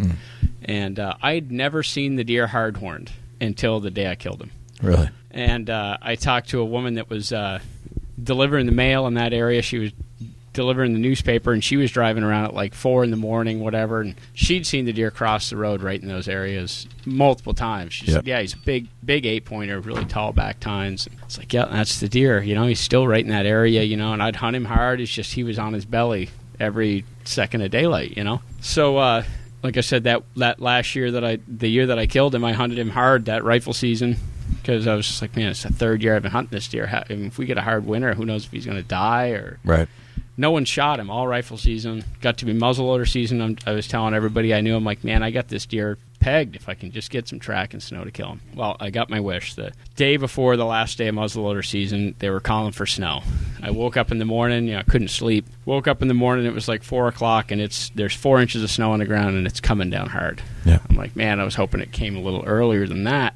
So I got all my gear loaded in the truck and hit the road. I'm like, I got to start driving around the roads that I know of around, that block up the timber the best that I can. It's still a big block of timber, but there's one road that goes around. If I can cut his track crossing it, at least I'll know what side of the road he's on, because there were 2 different sides that he liked, And so I'm driving around that block of timber, and it's snowing probably an inch an hour. It's about an hour before daylight, and I'm driving by one of the spots that I had gotten pictures of him and seen his track. I knew he liked to cross the road, and there's a deer crossing the road at the end of the headlights. And I pull up there, and I see him walk right across the snowbank, and, there's 6-8 inches of snow on the ground at that time, and he walks up into the hardwoods, and it's him. Yeah. I mean, he's a 130-some-odd inch deer. There's not too many of them in Dover, Vermont. Right. And a big, tall 8. I'm just like, that's him. That's the first time I've ever seen him hard-horned, I'm like, well, you got snow on the ground. Boy, it's a different story today. Right. Drove the truck down the road. It's snowing hard. I'm like, at least I know what side of the road he's on. Yep. Drove the truck down the road a little ways, parked, waited for daylight. Got on his track. And it was so cool to follow that deer around. I mean, he went and checked out a couple different apple trees that I knew of. There were does there. You could see where he harassed the does for a little bit. Yep. None of them were in heat. He left all those does, went by himself. Here he cuts down off. And just to see how a big buck like that moves through the covers, you learn a lot by tracking the deer. Right. He never like walked into a big opening, or you knew it was getting towards daylight, and he's still on his feet. And I'm just like, this is probably the closest to daylight this deer's been on his feet walking. Right. And he's not going out of the really thick spruce, and his visibility was no more than 20 yards at one time. He's staying in using all the contours of the land to stay hidden. It's really cool to see, It's like, that's why you don't see these deer out of a stand. They use every single advantage they possibly can, especially when they're not dogging a doe. Right. So he's going up onto the mountain, and I'm like, man, there's a big bench up there, and it's just loaded with rubs. I bet you that's where he's going to bed. And it's thick spruce with blowdowns. And sure enough, he crosses a brook. I cross the brook. He heads up on that hill, and he's walking through some really, really thick spruce. And now the deer's slowed right down. His steps are getting real close together. Just like he's going to go, and he's going to bed on that bench. He's starting to browse right now. I'm within 150 yards of that deer. Yep. And when I track deer, I snow camo head to toe, and I got the muzzleloader ready. I'm going one step every 5 minutes up that track. I'm just like, I know we're on this bench. This is where he's going to be. And the wind was blowing pretty good, covered any noise I made, and I got up just up onto the lip of that bench, and I remember I could look for like 20, 30 yards. It was perfectly flat on that bench, and it was all stunted spruce, like 4 or 5 feet high. And I could look out across that flat, and I could see his track just wandering out through this open area, probably about 50 feet square. He kind of walked right across that open area and went right out and towards some blowdowns. Just like, I wonder if he's right in those blowdowns. And I didn't dare take a step, standing there. I must have stood there for, it was probably only 3 or 4 minutes, but it felt like 10. I just knew I was right on that buck. And something caught my eye to the right. And I looked, I was standing right next to a big hemlock tree, and I just kind of peeked around that hemlock tree to the right, and he's standing right there at 35 yards. Yeah. He just stood up out of his bed, and I just, in one motion, cocked the hammer on the muzzleloader and eased around that hemlock tree. Boom, shot. And there was a steep bank just on the other side of where he was bedded. So, all he had to do was stand up out of his bed and take one bound, and he was gone. Yep. If anything followed his track, So, boom, I shot. He jumped down over that hill, and I'm sitting there reloading the muzzleloader. I'm like, I just can't believe that just happened. I've been hunting that deer for that many years, right? And I was just like, I just hope that I hit him, because if I missed him, I'm never going to be able to forgive myself, right? But I was like, I got all day. If I did miss him, I got all day to kill that deer. So I walked down to where his bed was, and there's a pinch of hair on either side of his bed. No blood, but a pinch of hair. I'm like, that's a solid body hit. I shot him right in the center of the chest. Yep. And I could see where he bounded down off the side hill. I didn't follow his tracks like 30 yards, and I could see him laying there. And it was just, it's just the emotion that you feel when you hunt a buck that hard, and then you end up killing him. Right. It's like one of my favorite ways to harvest a deer in the Northeast, because that's really the best, the best opportunity you have is tracking a deer. Right. That's tremendous. And walked down the hill and just, pulled his antlers out of a top that was right there and was just cleaning them off. And I'm just like, man, that's rewarding. That's him. That's very cool. He was almost 200 pounds, and wow. He's that'll probably be one of the most important deer I'll ever shoot. Right. You learned a lot that day. Yeah, gotcha. It was pretty proud dragging him out of the woods. So Johnny, Yep. You've had some time to think about your most memorable deer hunt. So we're definitely sticking with deer hunt. Yep. Okay. Yep. All right. Gosh. Where are we going? I don't know if it'll be as full detailed as Jeremy with history. Okay. Only because he'd hunted that deer for a while. But I spent my last job that I had. I was relocated down to Connecticut, and a little bit different than here in New Hampshire. It is. You got to have permission. You got to have written permission to be on that property. Right. And there was one particular spot that I had hunted. It was only 80 acres, but it was a complete funnel. And you would get to, there was a lake in the middle of it, and there was a bottleneck between a bunch of different houses and a main logging road. So I'd always run a trail camera there, and the pictures of deer that I would get there, I called it the Muley Woods, because I had pictures of a deer. Both his ears were just torn open, but his rack looked like something you would see out on a mule deer. Yep. It just was ridiculous. I don't know what he would score for, but it's just a really cool, impressive deer. So I would always kind of revert to go in during the rut, going back to this spot, because I figured, hey, this is a prime location. Get one early in the morning, come through, or in the evening, or even middle of the day, checking for does. And there was, for whatever reason, this particular year, there was the field that had clover. The farmer, for whatever reason, didn't harvest it late in the season. So a couple times I'd walk through and I'd look down. There just was a significant amount of deer droppings out in this field. I'm like, well, I'd really be foolish not to run cameras here. And for a few weeks during the month, in the middle of October into November, it just was small bucks and does. And I really, the year previous, I did shoot a relatively decent 9-pointer in there right off that funnel. It was a deer that I had actually passed on earlier that year, but it wasn't really anything that kind of got me too excited. And I kept checking this camera, probably, again, going back to what I was saying before, low impact, every few days, because I could slip into that field and check it. And it just was does after does after does after does. And I just kept saying to myself, gosh, we're getting the middle of November. I don't have any mature deer that have been out in this field, but I just can't imagine with this many does out here that there's not a good one that's going to show up. And I had struggled that year in particular. It was actually, it was the day before Thanksgiving. I shot a couple does earlier that year, and my wife and I were actually heading back up to New Hampshire for Thanksgiving, and I was really pressed for time. And I just kept thinking to myself, gosh, this is an area, it's really easy to get in, really easy to get out. I just can't imagine going there, especially now with all of those does. The evening before, I had seen a few that were there. I can't imagine there not being a buck showing up there tonight. I don't know why. We get a cold front coming in. I just really feel like something's going to show up. And it was kind of like clockwork every other night that I sat there. What I ended up doing was, it was really bizarre. If I had one stand on the 2 fields that were there that I could really kind of only cover, one. If I was rifle hunting, there was houses kind of on one end of that field, so I didn't want to be aiming that direction. So there was a row of trees between both fields, and I actually just grabbed a 5-gallon bucket, set it up in the middle of those fields, and sat there just so I could watch. Yep. And like clockwork, one doe, next doe, next doe. And actually, I don't know for whatever reason, but the 8 does turned into 14 does that night. All right. And I remember sitting over there, looking in the direction where those deer were, and they're staring in my direction, but they're not looking at me. And I'm kind of like, what? I look in the other field, and all of a sudden I see 3 more deer show up that never came out of that corner. I'm just like, this is bizarre. Like, at this point, I was rifle hunting, and I look back at the 8 does, and they're all boogered up, and I look back, and I can see out of the bittersweet comes this big body deer. I really tight racked in the form in which it kind of curled into his face. And I just remember grabbing my binoculars, looking at him, looking real quick, saying, yeah, that's a shooter. He was about 100 yards away, grabbed my rifle and shot. And I don't remember what happened.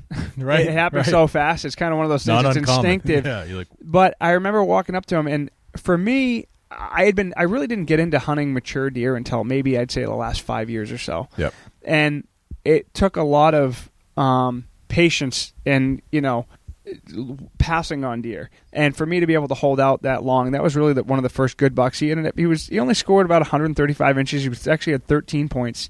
And the reason that kind of kept me going in there was I had been shed hunting earlier that year, and I found a set of sheds that were 165 inches in there. Gotcha. So that for me was it was one of those things where, again, going back to my history growing up, I'm kind of a self-taught hunter. Yep. But for me, it was like, okay, this is kind of where I'm going to start. And I would say that was the most memorable hunt for me. And I remember going back and checking my trail camera, and I actually got a picture of me standing in that hedgerow and that deer fully broadside as I shot him. And I took that picture of the taxidermist, and I had him mounted in a shoulder mount, kind of standing in that upright pose as I shot him. That's awesome. So that for me, I think there's a little bit of, I wouldn't say jealousy, but, envious of, I think tracking deer in the snow is an art, and I know Jeremy's been really fortunate to do so.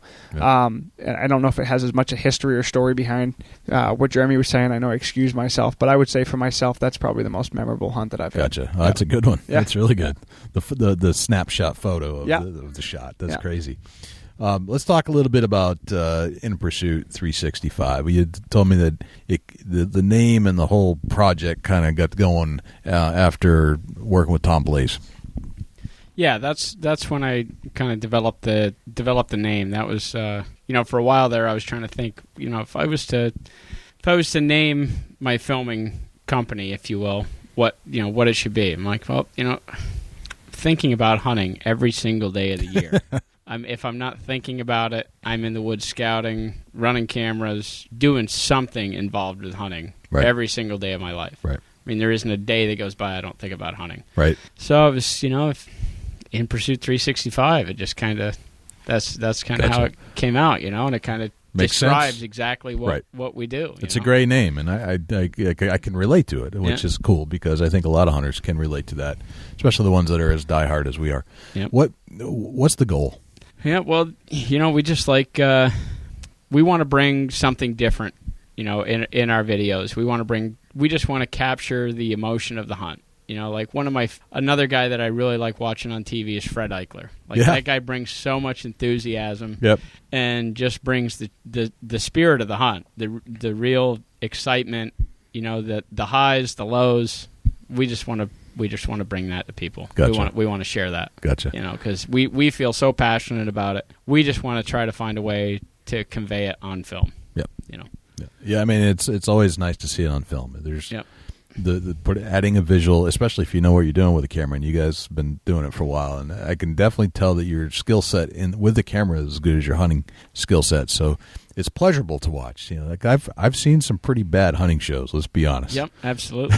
I think that goes into why we're, our mission also is we want to kind of separate ourselves from the rest. Right.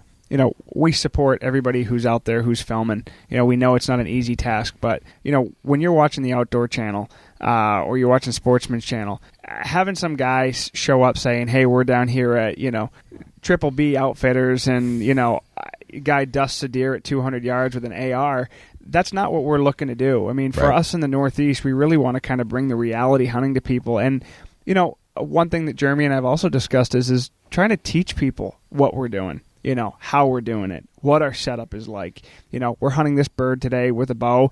We came in here last night, couldn't figure out where he was roosted. We winged it, we decided to wing it this morning, but we watched what he did here.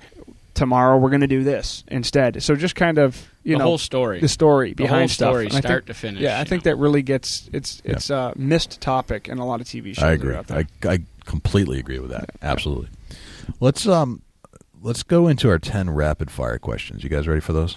I think so. I hope so. You giving them just to Jeremy first, or both of us? Or I'm going to give you. I'll do Jeremy first, then we'll go to Johnny, and then we'll flip flop. So then Johnny can answer the first on the second question, and we'll just go through. I was hoping I was going to have some time. So to think about one it. of you guys is going to have some time to think about it, but I'm not going to let you. Sure. One guy just have all the pleasure. All right. What's your number? We'll start with Jeremy. What's your number one hunting tip of all time? Number one hunting tip.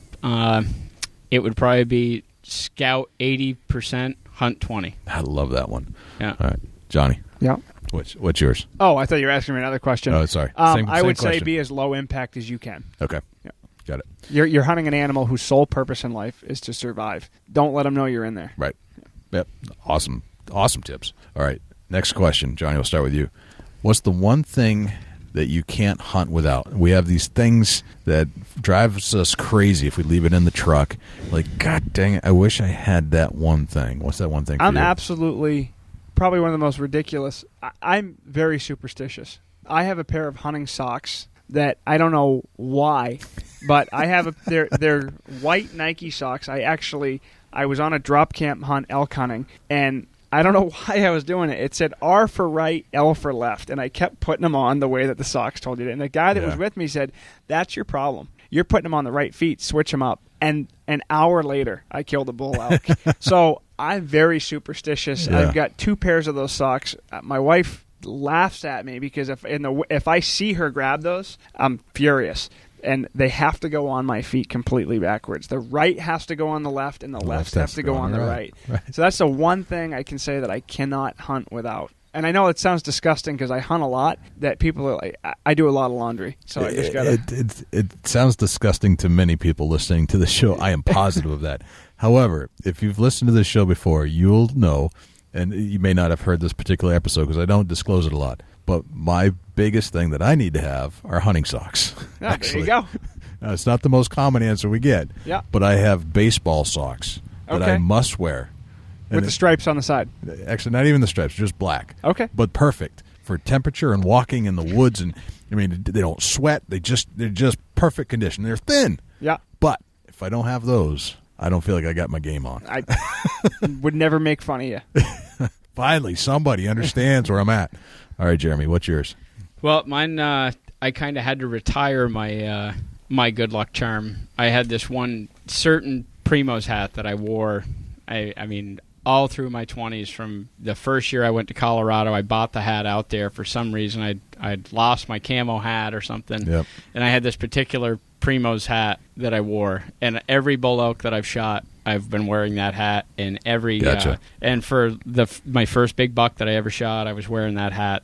And it's kind of like taking a retirement because it was starting to break at the seams and everything. And I'm just like, I'm not throwing the thing away. Right. So I've got, that one good luck piece of equipment. Other than that, kind of equipment changes. I don't really have too much other superstitious Where's stuff. the hat now? That's in Don't tell it because I'm going to grab it and I'll take it if you don't wear it. It's in my game room, hanging on a set of elk antlers. Actually, Nice. It's that'll never go away. All right, Jeremy, what's your biggest pet peeve Biggest pet peeve, as far as in life? I guess just having, or one thing that drives me crazy, a pet peeve that I have is other hunters messing you up on public land or even unposted properties we have in Vermont, Massachusetts, New Hampshire, whatever. Other hunters messing you up when they know you're there. Like turkey season, if you park your truck there, someone comes in, parks their truck right on top of you. Right.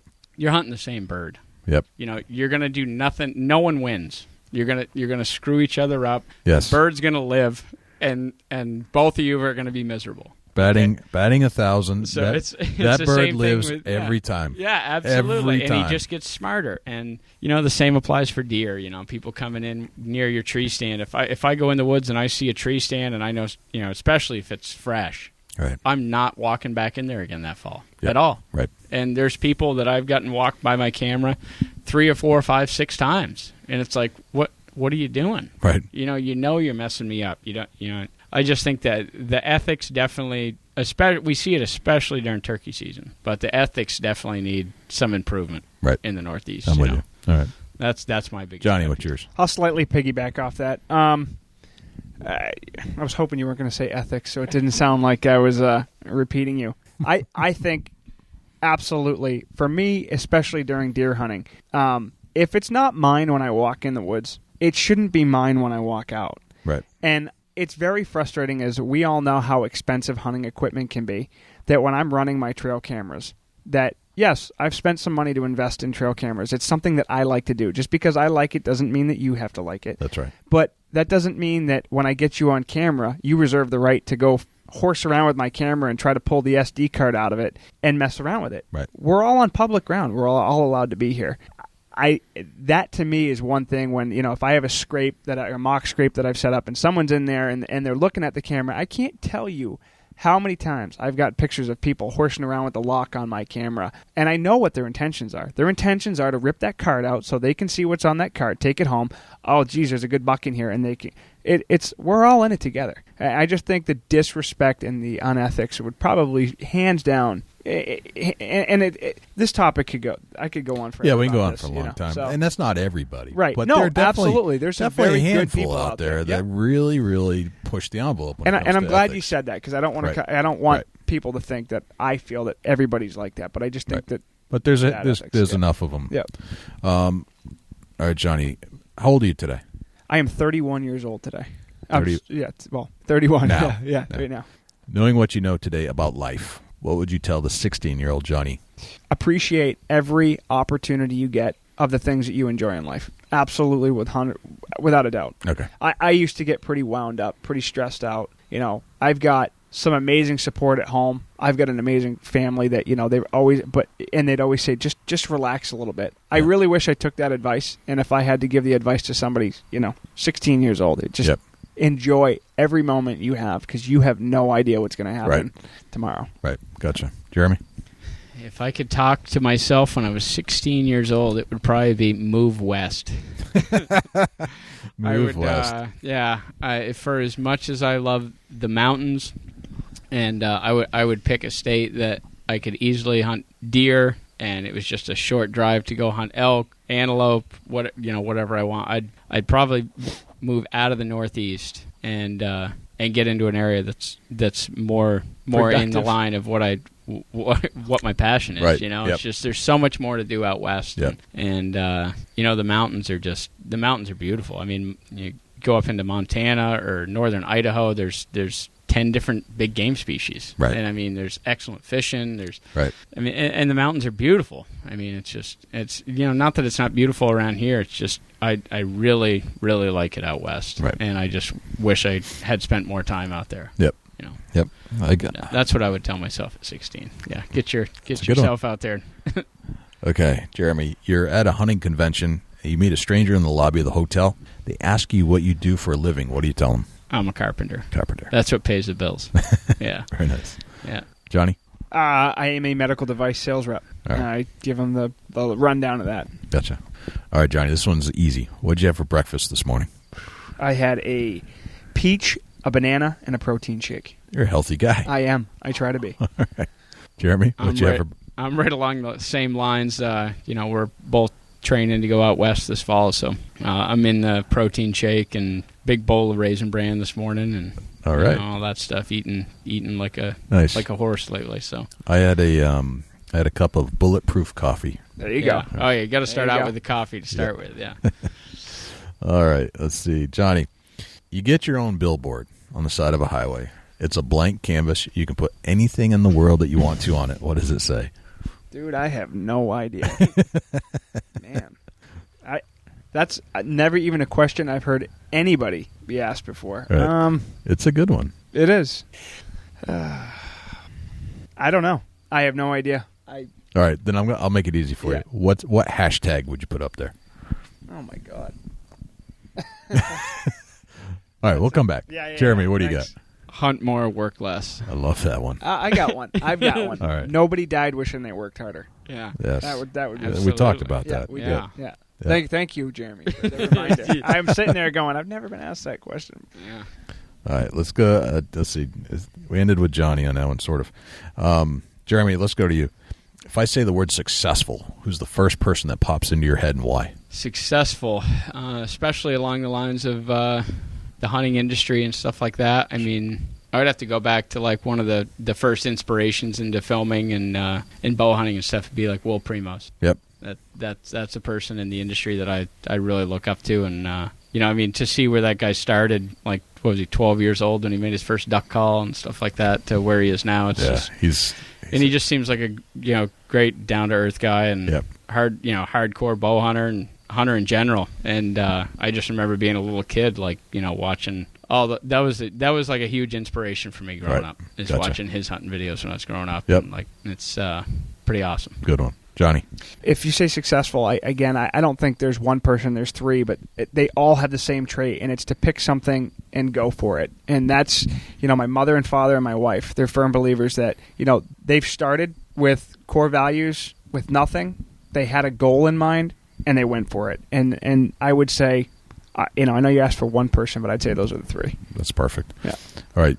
What's a day in the life of Johnny Brown look like? Oh man, more recently it's a little wild. I don't have a 9-to-5 job. I spend a majority of my time in surgery. I do sell medical device implants. So if I get a phone call late in the evening that there's a case, it's booked the next day, my whole day could be rerouted. So I do spend a majority of my time in hospitals, in the operating room suites, talking with doctors, consulting on, technical questions that they have. I also, it's a sales position, so I'm out visiting doctors and having conversations with them. And the one thing that I absolutely try to do to be part of my habit, no matter what my schedule is, I try to go to the gym every day and I try to shoot my bow. Nice. Those are two things that I feel that are extremely important, because although I know everybody has a life, and I'm a firm believer that nobody died wishing they worked harder, my passion in life is hunting, and it drives me. And I would, Jeremy and I both, we shoot very long distance all summer long, because we want to make sure that passion that drives us in life, you get a deer that's, a hard angled shot or something that, at 25, 30 yards, those long distance shots that we've been practicing all summer are going to make that real close shot, right? Kind of a chip shot, right? You, so gotcha. All right, Jeremy, what do you got? Well, I'm a carpenter. Been doing been more along the lines of finish trim carpentry past few years. So my day usually starts fairly early. Depends on what stage the house is at. If I'm trying to finish the house up so I can move on to the next job, or if I'm trying to figure out what the architect drew up. Yep. It works on paper, but we got to try to build this this walk in to fit in this closet and try to figure out logistics and create stuff. And I really like it. I really like doing the finished carpentry. I really like building stuff. I really like working with my hands. So that's my days, usually 8 to 12 hours doing that. And then kind of right along the same lines as Johnny, when I get done working, I like to shoot my bow a little bit. Yep. Try to go to the gym. Just try to unwind because it's going to be another one of those days tomorrow, And, right. I work as much as I can in the spring, summer, so I can take off as much of the fall as I can, and then it's right back. As soon as hunting season's over, it's back to work. Right back at it again all winter long, saving up the money and making sure all the bills are paid, and so I can spend as much time in the woods as I can in the fall. Gotcha. All right, this one's a similar question, but even better question. What's a deer hunting day in the life of Jeremy Ballantine look like?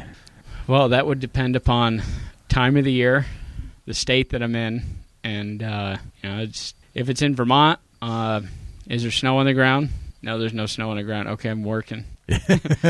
Other than that, I'm planning my trips to go out west. I do love hunting the Midwest. In the mornings we like to hunt transition from food to bed, and hunting those bigger age class deer. We're usually near security cover. We like to rattle, and like one morning in Ohio this year, we rattled in 6 bucks throughout the morning. Gotcha. It was happening that morning. Yep. Other mornings you can hit the horns and nothing happens. It's just. But if I'm in the Midwest, I'm in a tree stand every day that I'm there. Okay. And if I'm back home, I'm either scouting, trying to find a buck that maybe is vulnerable that I can get on out of a stand. But other than that, I'm working and waiting for the right conditions to try to kill a deer in the Northeast. Gotcha. Very cool. Johnny. Day in the life of deer hunting day in the life of Johnny Brown. I really try to focus. I'd say early season, trying to figure out trying to take everything that I've learned all summer long from those bed to feed patterns and applying it the first week, 2 weeks of the season. Gotcha. I would say. Yep. Those are, in my opinion, as a bow hunter, those are your really critical times to be able to capitalize on deer movement. Yep. And I know there's obviously situations that change, but for me, those first couple weeks is really focusing my efforts on being as aggressive as I can. Gotcha. Did I answer that correctly? Yep. Okay. Absolutely. Guys, it's we've watched the sun go down. I feel like we're on the porch at deer camp telling stories and having fun, and this has been tremendous. Where can we find you online? Where can listeners find more about you guys? Yeah, so we have a couple different things. We've got a Facebook page, just like a lot of TV shows or online shows. It's In Pursuit 365. So you could Google that as well, and you'll be able to find our website, www.inpursuit365.com. Awesome. You may see us.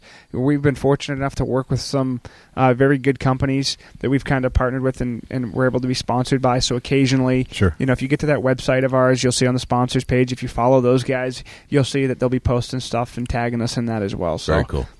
Now on Facebook, Twitter, Instagram. Instagram. We're not on Twitter yet. That's actually I'm really not I'm not that tech savvy of a person. We've got a great guy that we've been working with up in upstate New York, and he's all into it, and he's doing a wicked job.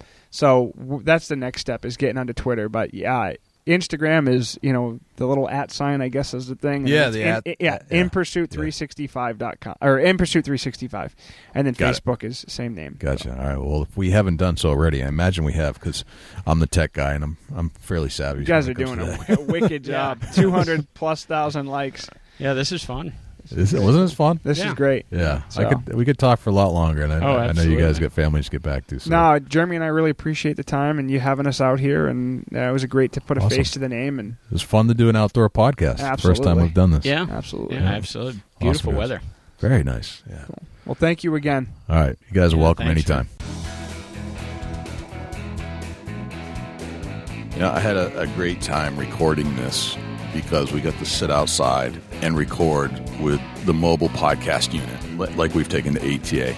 But it was just a different tone. We got to sit outside, and it felt like we were at deer camp, sitting on the front porch just telling stories. And I think it kind of came through in the audio. So, but just great guys, just getting it done, and I love their passion. And a few things that they said. Number one was, if you're not learning, you're not hunting hard enough. So that to me tells me these guys are into it. And I understood what that meant, because if you're just kind of, I'm going to go out, sit down, and come home, and that's all you do all year, then you haven't put in the effort that you need to understand and learn about the whitetail and their patterns, and not just the patterns. I mean, I'm talking about their specific patterns in your specific area, in your specific place where you're hunting. And that's what those guys are bringing to the table. Yeah, take somebody with the drive and the want to be a successful whitetail hunter and be able to read the terrain and actually figure out exactly how those deer are traveling. Yeah. And the other thing that I like is that they understand, especially in the Northeast, that killing a mature buck may not be, it's not just a 1 year process. It is often a 3 to 4 year process, because the buck's there, but they're so good at hiding that you have to wait for the snow. You have to wait for the right opportunity. And usually they're not going to die. We have a lot of deer that just die of old age because they're so good at hiding. So don't get discouraged if you don't shoot that deer the first year you go out. It might be a several year process. And that's how some of the most successful hunters in New Hampshire actually get it done, is they know a buck inside and out by the time they actually see it, but it's been a 36 or 48 month process. Yeah, I can relate to that.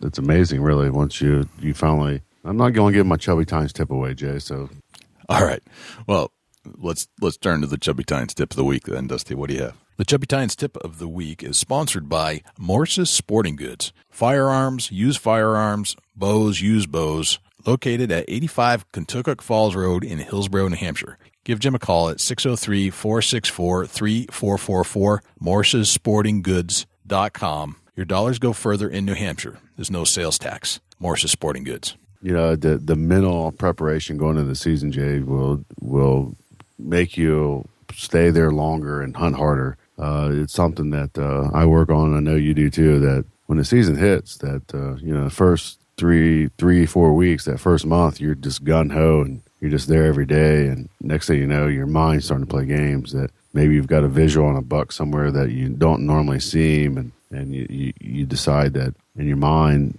it's playing games with you, and you decide that you're going to move your setup, and that sometimes that pans out. But as years go by here, that once I've locked in on a buck and I've got him on trail camera and I know exactly what he's doing, he's going to change just a little bit. But there's that factor that, a mature buck's usually going to do the same things pretty consistently, unless you just completely blow him out of there and mess it all up. By saying that, that's, getting winded, or he comes walking down the trail and spots you in a tree and he just stands there and stomps and maybe blows a little bit. A mature buck's normally not going to blow. He's going to turn and just ease out of the area, knowing there's danger there. But, kind of hang with the known spot where this buck's, frequently coming to. The rut's going to mess everything up. It's going to throw them into a different pattern. But they usually come back to their original pattern after the rut hits. So just, keep that in mind as you're going through the season, that maybe you get on this buck and he's coming down through the same trails, and maybe he's a moonlight traveler that's only nocturnal. But eventually that buck's going to make that mistake and come right by that daylight trail camera picture, right in that area where you got him in daylight trail cam. If he's comfortable enough to walk through there once, he'll walk through there again, and it'll happen. But you just gotta get that mindset right and go into the season that you're going to try to kill this mature buck. His pattern, and stick with it. He'll eventually fall back into that pattern once he gets through the rut, if you hang in there. Yeah, that's a great one. And as Jeremy has said during his interview, that these big mature bucks, especially in New Hampshire, might only be on their feet in daylight hours during shooting hours 2 times or 2 days a year. That's it. That's insane. Yeah, I believe that 110%. A lot of times that little food source is something that, I focus on, Jay, just because that they're just like you and I. There's times that you get hungry at a different hour. Right. And they got to eat. They got to drink. They got to eat. And they can only bed up so long before they got to get up. So just, keep that in mind. If you're hunting a food source, stick with it. They got to eat. That is so true. We got to eat. and you got to stay on it. And that's it. That's all there is to it. Awesome tip, man. Very, very good. Chubby Tines tip of the week. Thanks to Morse's Sporting Goods for sponsoring the Chubby Tines tip of the week. And thank you to Jeremy and Johnny, Jeremy Ballantine, Johnny Brown from In Pursuit 365 for joining us this week on the Big Buck Registry's Deer Hunting Podcast powered by USA Trail Cams.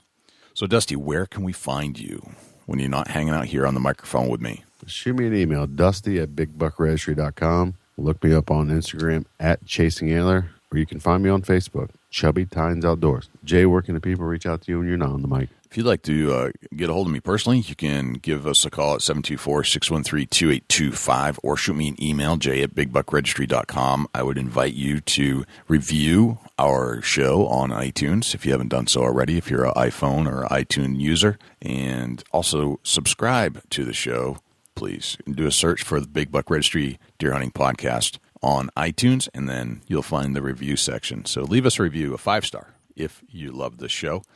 You can find us on Stitcher. You can find us on Twitter, twitter.com/Big Buck Registry, Facebook, facebook.com/Big Buck Registry. And speaking of Facebook, if you are a diehard deer hunting fan, please give us a like on Facebook. But if you have shot at big deer and you'd like to have it featured in front of about 230,000 plus deer hunting fans and be famous for a day, all you have to do is go to bigbuckregistry.com/mybuck, and all the instructions are right there. And we will review your photo and put it on the Facebook page and get you some exposure.